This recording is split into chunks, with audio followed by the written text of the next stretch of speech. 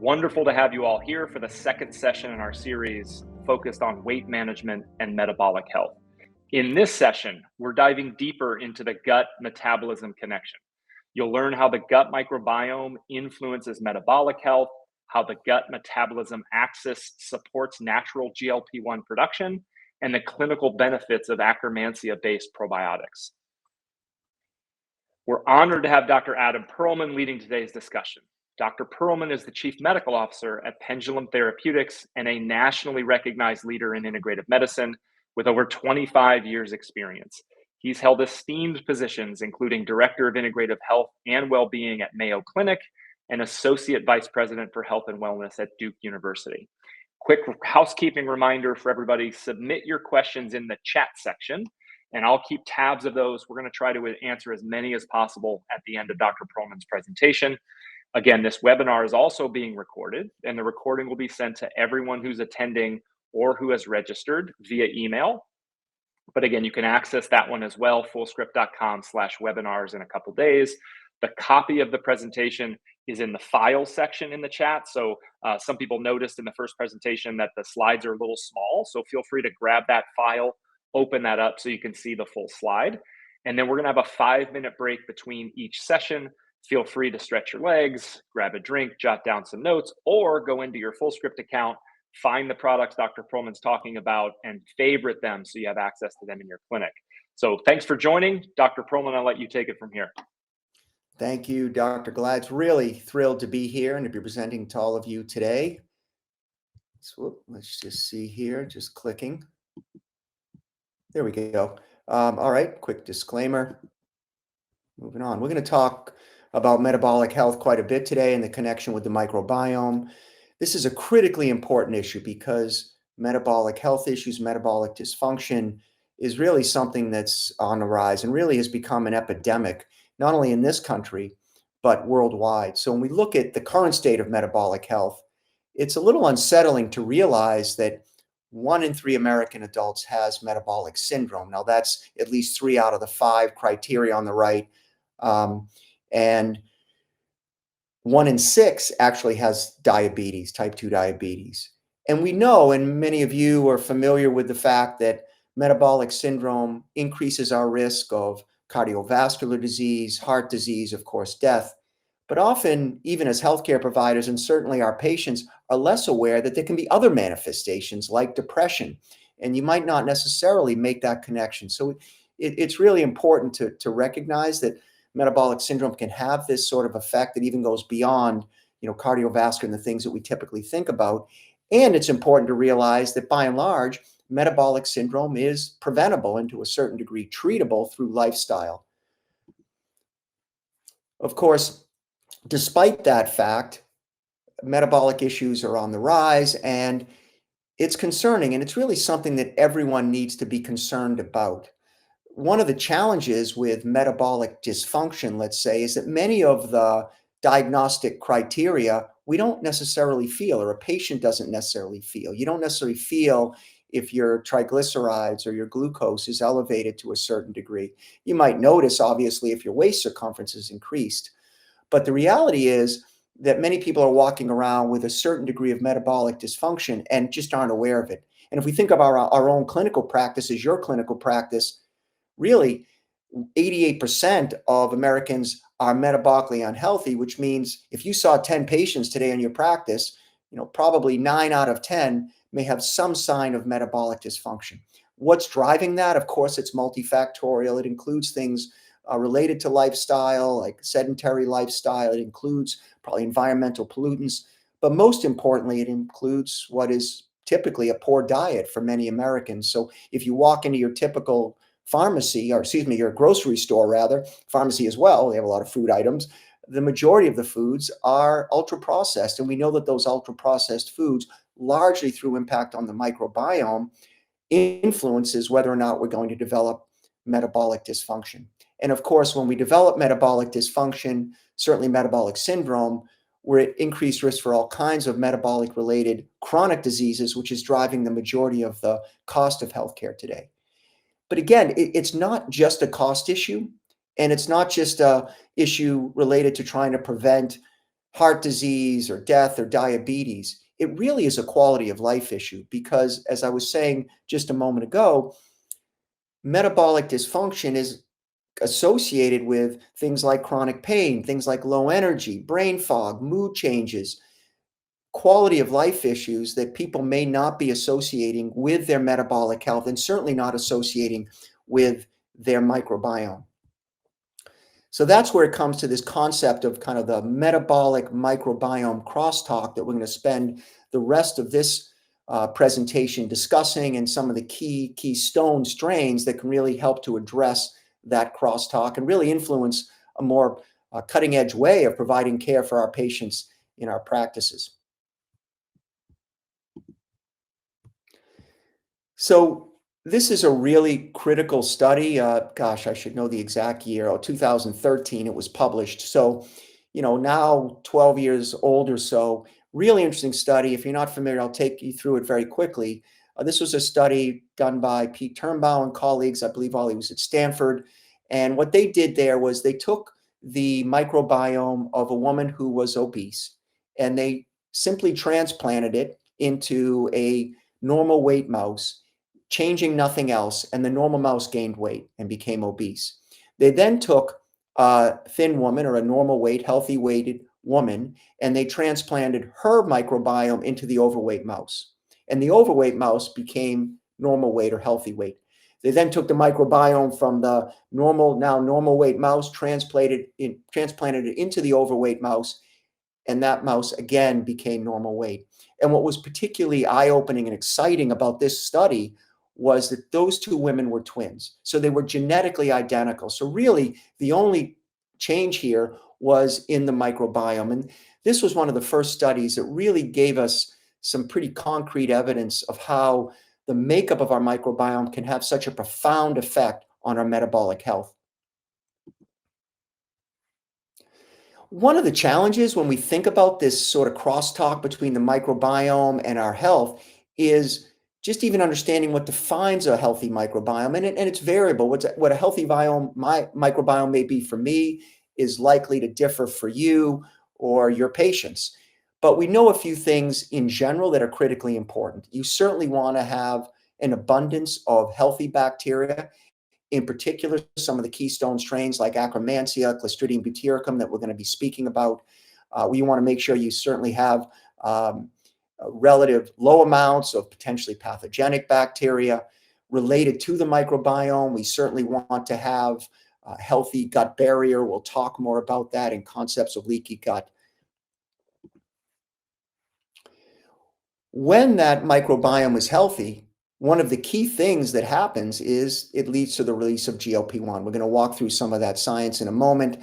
Let's just talk about glucagon-like peptide, GLP-1, for a moment. Again, many of you are probably familiar with this, given the explosion that we've seen with these GLP-1 analog drugs. This is obviously a critically important hormone. It's an unhunger hormone. It does a number of critical things as it relates certainly to our metabolic health, helping to control our blood glucose by stimulating beta cells to release insulin, decreasing glucagon. It travels to our brain and influences our appetite, and travels to our gut, slows down digestion, influences satiety, and also has a role in helping to maintain the integrity of the gut barrier, which is really important for inflammation and, again, healthy metabolic function. So let's dive right into one of these keystone strains, Akkermansia muciniphila, or mucin-loving Akkermansia. We'll talk a little bit about this. So it is a keystone strain. It's called a keystone strain because of its critical role in helping to maintain the integrity of the lining of the gut, as well as one's metabolic health. It actually lives within the colon, within the lining of the mucin. We'll talk about what mucin is in just a moment if you're not that familiar with it. And it makes up somewhere between 1% to 4% of a healthy gut microbiome. We know that there are a number of associations with Akkermansia and various disease states. So we know that when people are low in Akkermansia in their gut, it tends to increase their risks of developing obesity, diabetes, anxiety, and depression. There's really interesting data looking at bone health, osteoporosis, certainly bowel diseases, neurologic disorders, and as we've been saying, obviously metabolic dysfunction. So how does it work? Let's talk about the mechanism just briefly. First, I'll just say that there is, in addition to the key metabolic role that Akkermansia plays, it plays a very important role in immune function and immune homeostasis. Part of that mechanism is through this hair-like protein that's on the outside of the Akkermansia. If you see the blue ovals there in the slide on the left, this hair-like protein is called amuc-1100. It binds to these receptors, toll-like receptor 2, on the cells that line the gut, on the enterocytes. That actually stimulates the immune system and helps maintain balance within the immune system. But again, for the purposes of this talk, focusing on the metabolic function and the gut health function, Akkermansia actually releases propionate, which is a short-chain fatty acid that gets converted to butyrate. Butyrate actually binds to these G-coupled protein receptors, 41 and 44, that sit on these L cells. They release the butyrate. Akkermansia releases the butyrate in response to a meal, eating the fiber, eating the polyphenols that you've eaten. And when that short-chain fatty acid binds to the receptors on the L cells, that is the signal. That is the trigger for those cells to release GLP-1 in response to the meal, and then GLP-1 to do everything that we just spoke about. There is a second mechanism through which Akkermansia actually releases this protein called P9, binds to a different receptor, ICAM2, on those L cells, and that also stimulates the release of GLP-1 in response to a meal. But I really want to highlight another role, and I said at the beginning when the slide was Akkermansia muciniphilia, and that really, or mucin loving, that really hints at this role that Akkermansia plays in maintaining the integrity of the gut lining. So let's talk about that for a moment. Again, the cells of the gut, the enterocytes, line up like a fence. We want those boards of the fence to line up tightly so that only things that should get through are allowed to get through into the systemic circulation. On the outside of that fence, if it was a wooden fence, is like a shellac. In our body, it's mucin, this layer of mucin. And mucin actually helps to keep those cells healthy, but it also acts like a flypaper, kind of catching potentially pathogenic pro-inflammatory molecules and particles that may get into that systemic circulation. So we want to maintain a healthy mucin layer. What Akkermansia does is it lives within that mucin layer, and it sort of eats up old degraded mucin and stimulates additional cells. They're not depicted in the picture here, but called goblet cells, to release healthy mucin so that mucin layer remains healthy. And of course, we have that integrity of that gut lining. When that breaks down, we call it increased intestinal permeability. Many of our patients call that leaky gut, and we know that can lead to inflammation and all the downstream ramifications of inflammation. Oops, sorry. I just want to point out with this slide that it's important to understand the difference between live Akkermansia, or a true probiotic, and pasteurized or dead Akkermansia, or any bacteria. I mean, pasteurization is a way to kill bacteria. Technically, a pasteurized bacteria or probiotic is not a probiotic anymore, because a probiotic is defined as a live organism that imparts a positive health benefit to the host. So with a pasteurized, some term parabiotic sometimes gets used, and you're not going to get the same function. You're not going to get the release of the short-chain fatty acid. You're not going to get the release of P9 protein, and you're certainly not going to get that same role in eating up that degraded mucin and stimulating those goblet cells to release new mucin and keeping that integrity of that lining of the gut. So let's talk a little bit how this all translates into impact on metabolic health. This is a very interesting study, again, association, but interesting. It was a study that was looking at obese individuals. And it turns out that in this particular study, when they took obese individuals, they put them on a calorie-restricted diet. The individuals who had higher levels of Akkermansia tended to be more metabolically healthy. And I found this very interesting in my practice. Perhaps you've seen it in your own practice, where occasionally we'll see a patient who is overweight or is obese, but doesn't seem to have the same markers of metabolic dysfunction that we might see in other individuals with similar BMIs, just as an example. And this at least partly explains that even in the setting of someone who's obese, if they have higher levels of Akkermansia, some of these keystone strains, they may be able to maintain a degree of metabolic health compared to individuals that don't have those levels. This was some preclinical work just showing how Akkermansia does, in a dose-dependent way, introducing Akkermansia leads to, in a dose-dependent way, increases in the release of GLP-1, as well as the P9 protein and another hormone that's important for metabolic health called PYY. Spend a moment talking about Clostridium butyricum. This is a really important butyrate producer. We're going to talk about butyrate. Some of you are likely familiar with butyrate. Again, I mentioned it a moment ago when we were talking about short chain fatty acids. It bears repeating because butyrate does have such an important role in the body. It influences things like the development of irritable bowel syndrome or even inflammatory bowel syndrome. It has effects on our immune health. It has effects on our neurologic health. And of course, it affects metabolic health and can influence whether or not we develop or our patients develop metabolic syndrome. It also plays a very important role synergistically with Akkermansia muciniphila in helping to maintain the integrity of the gut lining. And so very often, I mean, the microbiome, which is this really intricate ecosystem, there is overlap of effort and strains of bacteria, certain strains act synergistically, Clostridium butyricum and Akkermansia being one. And so what we see with C-but is that a number of studies have identified that higher levels of C-but or C-but supplementation can lead to higher levels of butyrate in the stool, and that also can stimulate additional bacteria that also make butyrate. Again, this synergistic effect, like Akkermansia. Butyrate and C-butyricum also improve gut barrier function, contribute to a thickening of that mucin layer, and by extension, decrease the ability for pro-inflammatory molecules to get into the systemic circulation, one of the key ones being lipopolysaccharides or LPSs. And it's so interesting. I digress for just a minute. Quick story from my own practice at Mayo. Got a lot of referrals from our headache physicians. And I remember one referral where the physician literally referring to Dr. Perlman to address neuroinflammation. And they knew I was going to be focusing on gut health with this particular chronic headache patient because of the fact that when we have increased intestinal permeability, things like lipopolysaccharides can cross the blood-brain barrier and cause neuroinflammation. And so these aren't typical connections that maybe I learned about, I don't know about you learned about in medical school, but they are really revolutionizing the way we approach many medical conditions today and symptoms that our patients are experiencing.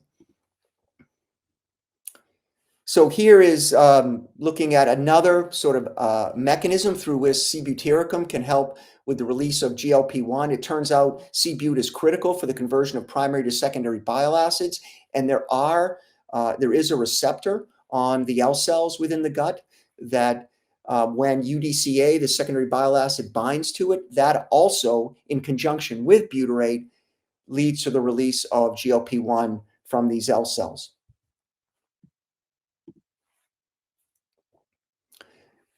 So again, in our practices, in your practice, you have the ability to introduce these strains to your patients and really enhance their microbiome as a way to help them develop better metabolic health through the mechanisms that we were just talking about.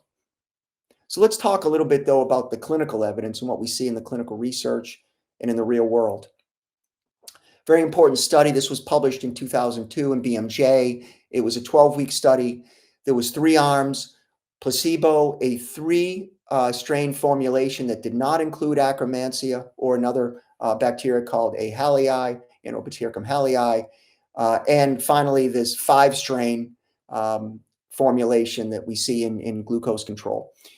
And what was found in these I'd say the outcomes. We were looking at certainly safety and tolerability, but also management of glucose through looking at area under the curve after a meal tolerance test, and then, of course, hemoglobin A1C. What we found here was that there was not a significant improvement or really any improvement with placebo or the 3-strain formulation. But with this 5-strain formulation, We saw a lowering of postprandial glucose spikes by 33%, improvements of hemoglobin A1C by 0.6%, which is both, in the case of the study, statistically, but more importantly, clinically significant. And of course, it was safe and well tolerated. And many of these patients were actually type 2 diabetic patients who were on metformin. So what I'm finding in my own practice, you may find in your practice, is that for patients who might be on medications, whether it's metformin or one of the new GLP-1 drugs, often something like introducing this 5-strain formulation may help them to get better outcomes. Another study actually done on a 3-strain formulation, GLP-1 probiotic. This was a consumer study, and we're still analyzing the 3-month data. This was, again, in 274 participants using this really interesting tool called the Food Cravings Inventory. And again, the 3 strains are listed here below. You can see the Akkermansia, Clostridium, Bifidobacterium infantis, pediatricians probably a little more familiar with than some of those of us that deal with older patients, but it plays a very important role throughout life. It's a primary fermenter and helps to feed and support other bacteria. What did we find in this particular study? 91% of participants had reduced food cravings at 6 weeks. And interestingly, the individuals that had higher levels of cravings at baseline showed the greatest reduction in cravings. So those really struggling the most showed the greatest improvement.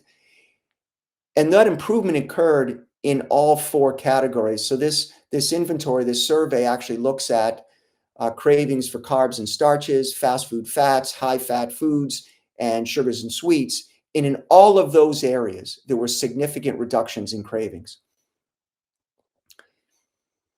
So how maybe you could use these products within your clinical practice? We actually surveyed healthcare providers to see what people were doing out there with these particular products.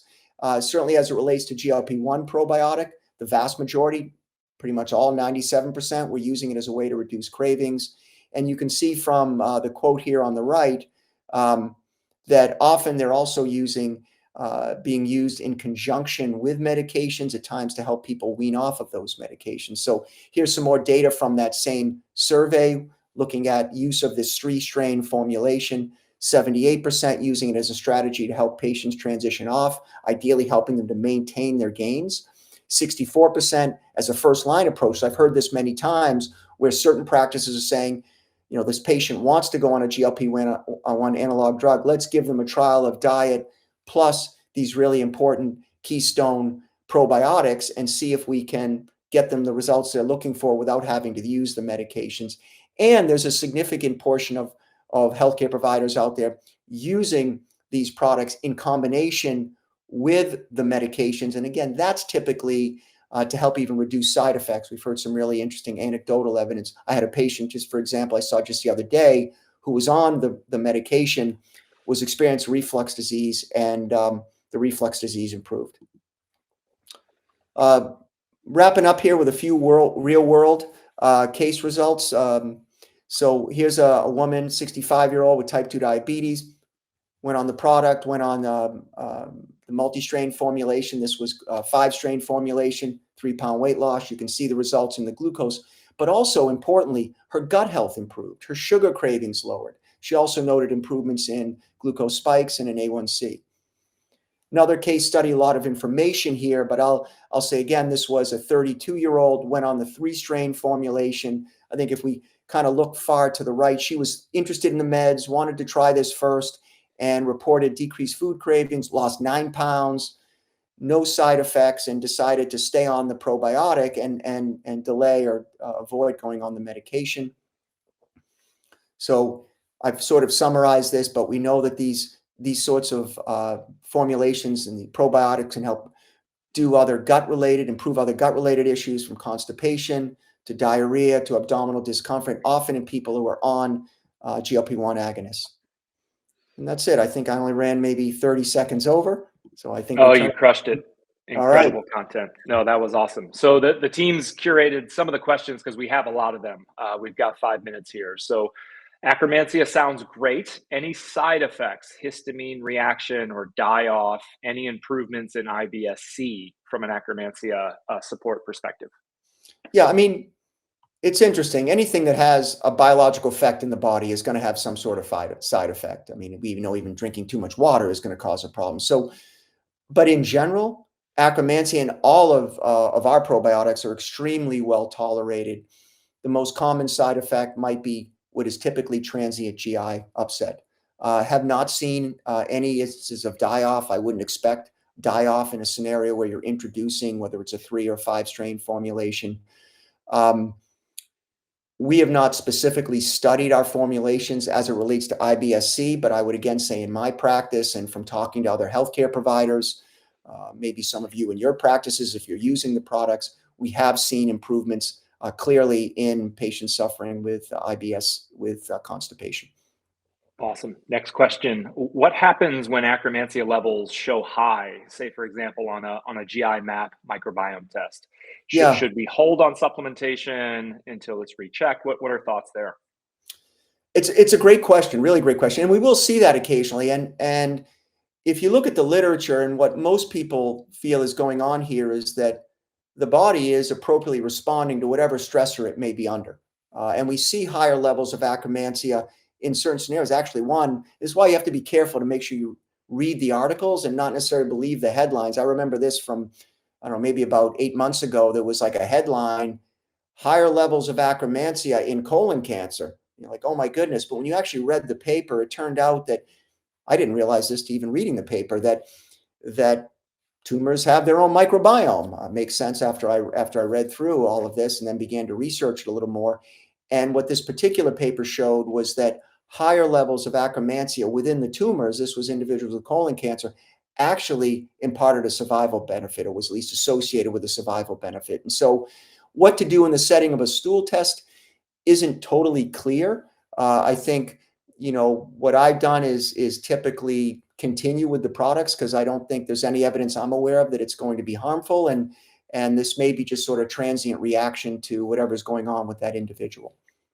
Excellent. I'm going to pair two questions together because they're related. So, are you aware of any research where other probiotics could cause lower levels of Akkermansia? Should Akkermansia be taken separately from, say, other multi-strain probiotics? And then, sort of in the same way, like, does Akkermansia supplementation lead to imbalances in some other keystone strains? So, I know a lot of practitioners are kind of wrestling with that, individualizing probiotics and also thinking about other species. Yeah, yeah. Again, really, really great questions. Appreciate the question very much. So, no evidence that I'm aware of that there is an interplay between various strains that would lead Akkermansia to diminish strains that were beneficial strains. There is some evidence that potentially pathogenic or potentially harmful opportunistic bacteria, when you introduce strains like Akkermansia, like Clostridium butyricum, may diminish. I think there was a part of that question involved drugs too, I think, or there was a question there. I just, as a quick FYI, there are certain drugs that are known to diminish the body's level of Akkermansia, including some of the medications we use for MS. There are institutions like Harvard that are now studying Akkermansia, even our particular strains, and as a potential therapeutic intervention for patients who are suffering from conditions like MS. Yeah, so we'll sneak one quick one in here. We got about a minute left. How long would you suggest putting a patient on Akkermansia as a probiotic? Do you rotate it? Do you pulse it? How are you recommending that today? I think it's a great, again, I guess I'm loving all the questions today, but it really depends on what your goal is. And, in my practice, I'm sure in your practice, we're seeing different patients that come in with different goals that related to their gut health. In someone who clearly has type 2 diabetes, metabolic dysfunction, I'm using, and I know many of my colleagues are using pendulum glucose control for at least the initial 3 to 6 months. And it depends how the patient responds. Sometimes I will keep them on the product. Sometimes I will transition to metabolic daily. If the issues more are related to cravings, then I'll often use the GLP-1 probiotic, which is a 3-strain formulation. And again, very often I'll maintain that because, of the stressors of life, all the things, the exposome that we get exposed to that influences our microbiome in a potentially negative way. Often we want to maintain a certain level of probiotic supplementation. And so most of my patients choose to stay on that. And I think you probably find something similar in your practice. Yeah, completely agree. Dr. Perlman, this was great. And I want to thank everyone for attending and engaging with the session today. Hope you found valuable insights into how the gut microbiome mediates metabolic health in this critical area that so many patients need guidance on. Quick reminder, the recording of the session will be sent to all attendees and registrants via email, but you'll also be able to access it in a couple days at fullscript.com/webinars.